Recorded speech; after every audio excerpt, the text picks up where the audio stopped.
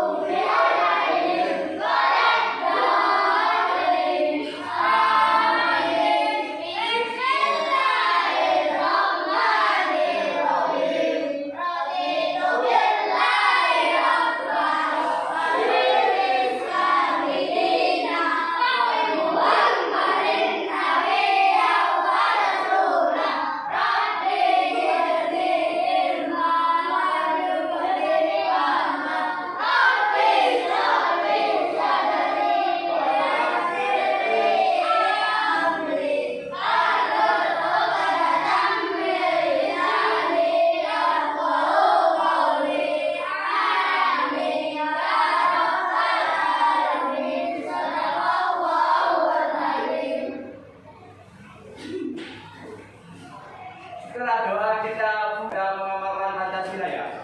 Mulai. Pancasila, satu ketuhanan yang Maha Esa, dua kemanusiaan yang adil dan beradab, tiga persatuan Indonesia, empat kerakyatan yang dipimpin oleh hikmat kebijaksanaan dalam kemusyawaratan perwakilan, lima keadilan sosial bagi seluruh rakyat Indonesia. Setelah Pancasila kita akan mengecek kehadiran siswa kelas 4 ya. Mulai nomor 1. Apa tahu lihat? Hadir. Nomor 2, Artito Adriansa. Hadir.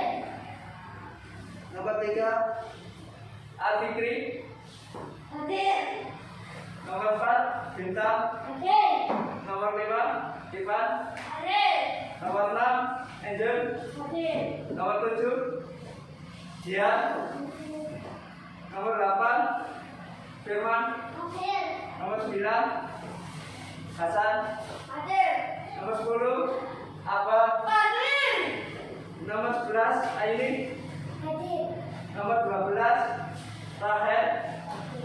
Nomor 13, Rehan. Hadir. Nomor 14, Nia. Hadir. Nomor 15, Rian. Hadir. Masuk semua ya berarti ya. Ya. Siap pelajaran? Ya.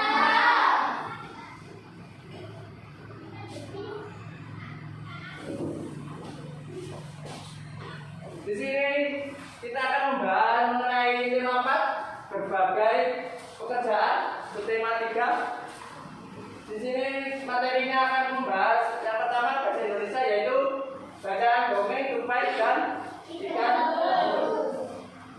Dan kedua IPS, bacaan seks, pengrajin kayu. Dan terakhir kita membaca IPA, mengamati gambar hutan di Kalimantan. Dari tahun ke tahun ya. Ya.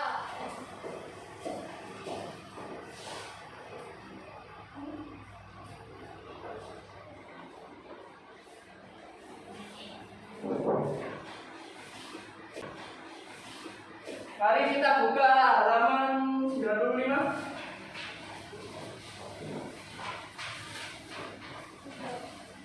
Di sini Mas Guru akan membaca terlebih dahulu ya, nanti bergantian membacanya. Yang pertama, tupai dan ikan gabus. Dahulu kala hiduplah sepasang sahabat di daerah Kalimantan Barat. Mereka adalah seekor tupai dan seekor ikan gabus. Setiap hari mereka melakukan kegiatan bersama, mencari makan, bermain, bahkan mengunjungi tempat-tempat baru selalu dilakukan bersama. Suatu hari, tupai tidak melihat gabus sahabatnya. Ia mencarinya ke tempat biasa gabus tinggal. Saat bertemu, tupai sangat kaget. Gabus terlihat lesu.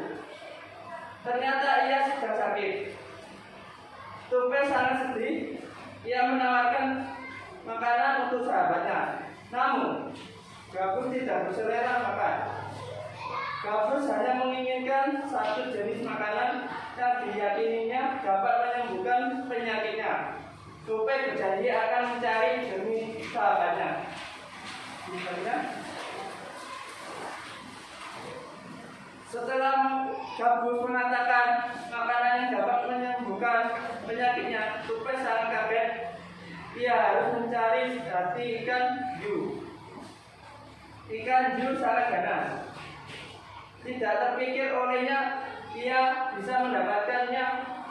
Namun tupai bertekad untuk mendapatkannya. Ia ingin sahabatnya sembuh.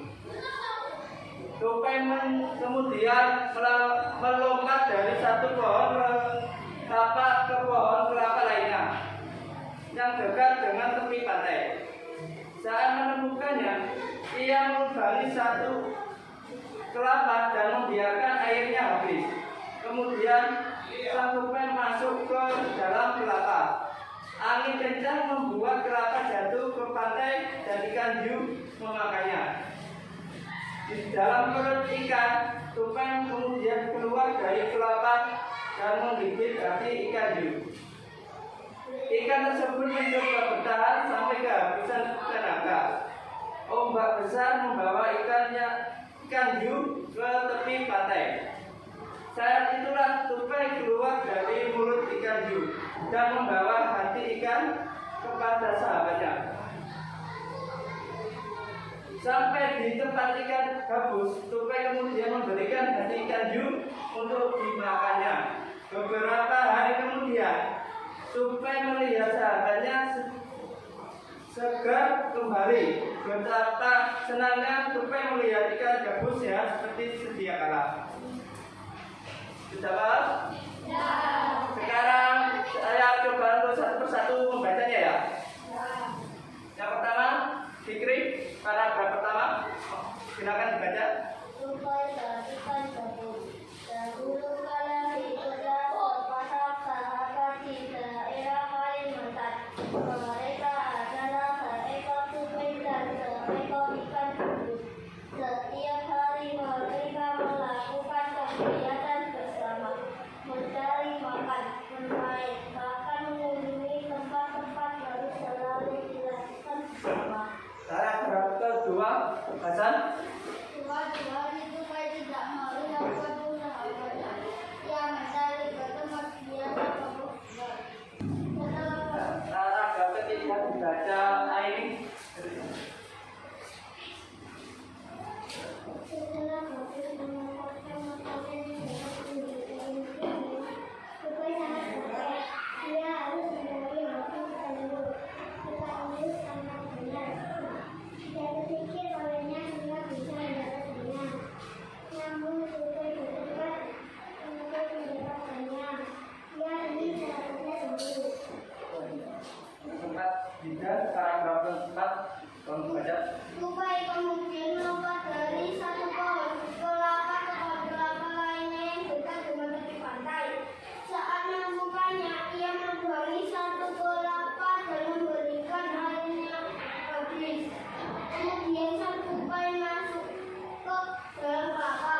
Angin kencang membuat kelapa jatuh ke pantai dan ikan hiu memakannya.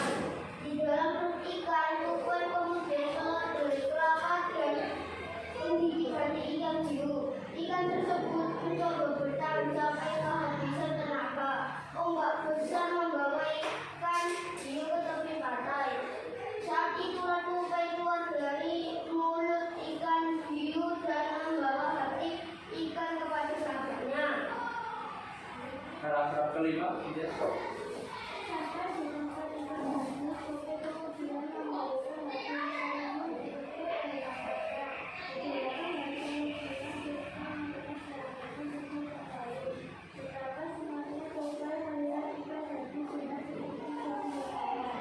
Ya, kalian sudah memahami isi dari dongeng tadi. Sekarang ada tugas dari Pak Guru yang bawahnya. Berdasarkan cerita tersebut, temukan unsur-unsur cerita yang ada dan tuliskan pada kolom berikut. Mulai dari judul, tokoh, sifat tokoh, tempat, awal cerita, akhir cerita, pesan moral. Silakan kerjakan. Gimana tadi? Sudah selesai tugasnya? Nah sekarang Pak Guru akan menunjuk salah satu dari teman kalian untuk mempresentasikan dari tugasnya. Mas Akbar, mana? Ya silakan.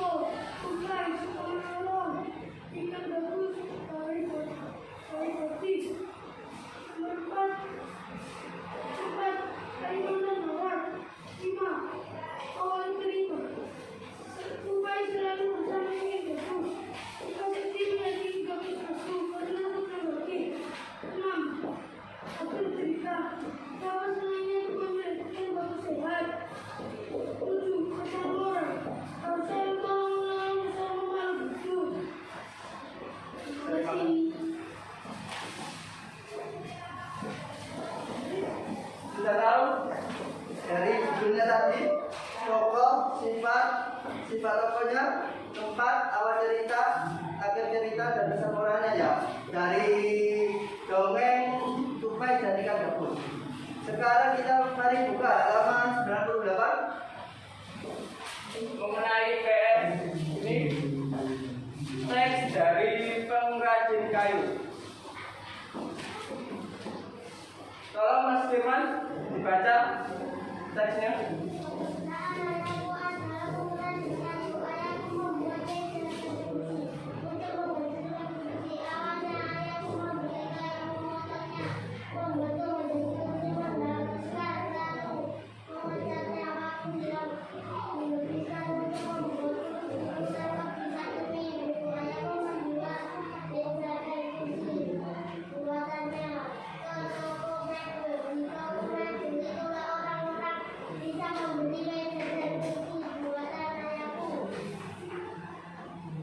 Dari bacaan itu Mas Firman sudah menjelaskan tentang kerjaan ayatnya dari Denny. Ya, di sini ada pertanyaan kembali. Pak Guru akan memberikan tugas kembali ya. Dari pertanyaan 1, 2, 3, silakan dijawab. Gimana tadi sudah menjawab pertanyaannya? Sekarang kita perwakilan aja ya dari teman-teman sekalian ya. Untuk satu maju ke depan. Depan, agaknya silakan.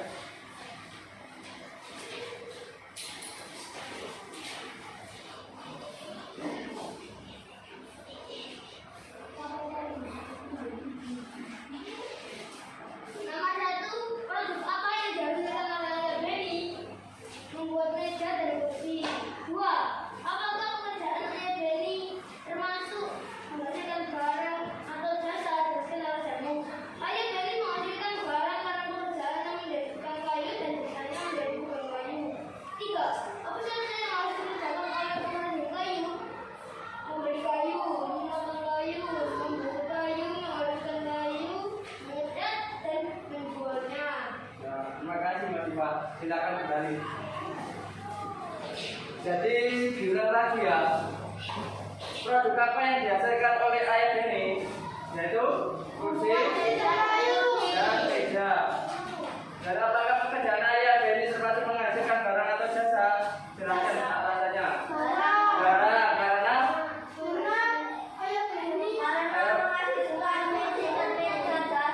ya menghasilkan meja dan kursi. Apa saja yang harus dikerjakan oleh pengrajin kayu? Yang pertama, membeli kayu.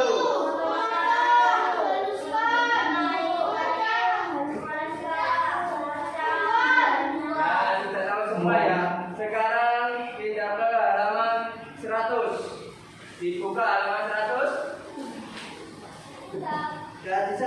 Pendapetan dari Pulau Kalimantan, di mana di sini ada mulai tahun 1950 itu hampir seluruh wilayah Kalimantan tertutupi hutan. Dan 1985 pohon di hutan Kalimantan mulai ditebangi dan dimanfaatkan oleh penebang pohonnya. Dan tahun 2000 hutan di Kalimantan mulai berkurang kembali karena gambarnya di sana pun mulai hijaunya kurang ya. Di tahun 2005 kondisi hutan di Kalimantan tahun 2005 masih hampir sama dengan kondisi hutan di tahun 2000. Dan di sini pun 2010 hutan di Kalimantan menjadi sama luasnya dengan pemukiman. Pemukiman itu apa? Tempat tinggal warga di desa ya. Dan 2020 di sini hutan lebih sedikit, sedangkan pemukiman meluas. Ditunjukkan ke tahun 2020 itu ya. Sekarang ada soal nomor 1, 2, 3, 4, 5, dan 6. Tolong dikerjakan.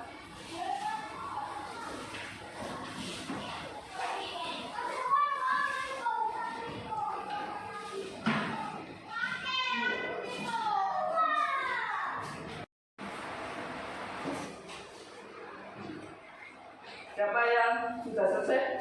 Saya. Ya perwakilan ya. Dan nomor 1, 2, 3 masih Fikri. Silakan depan.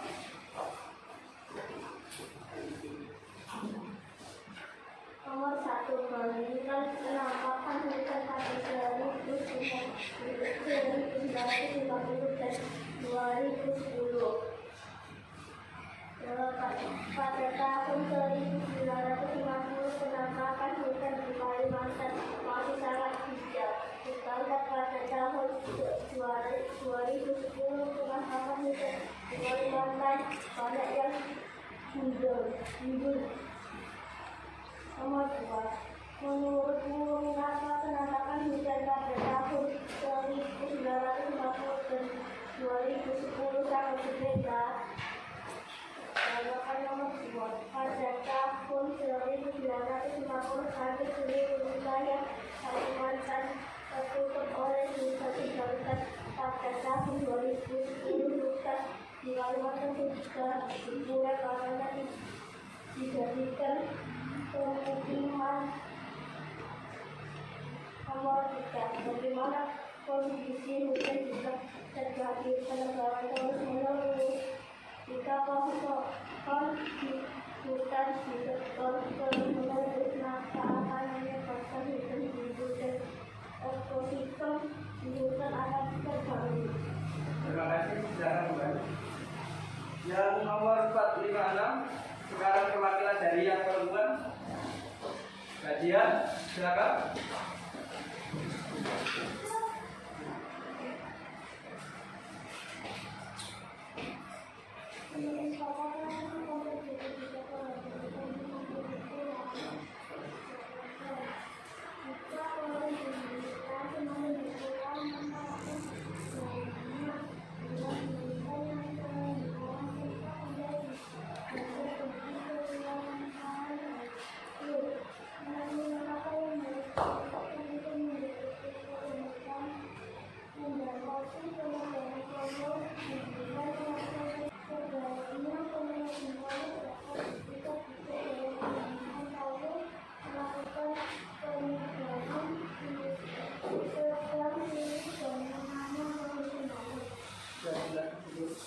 Jadi kesimpulannya, semakin tahun bertahun di sini pohon dari Pulau Kalimantan itu semakin habis ya pohonannya, digunakan untuk pemukiman.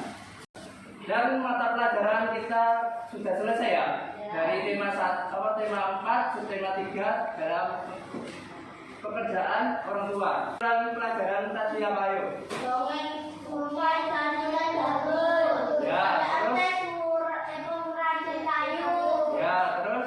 Nyumbang kembali gambar dengan Kalimantan. Ya, sudah tahu ya. Di cara Jadi pelajaran yang kita mulai hari ini tadi ada bahasa Indonesia, ada IPS dan IPA. Dan sekarang kita akan beri tugas Pak Guru ujian 4 untuk besok ya. Untuk pertemuan berikutnya coba pembelajaran 2.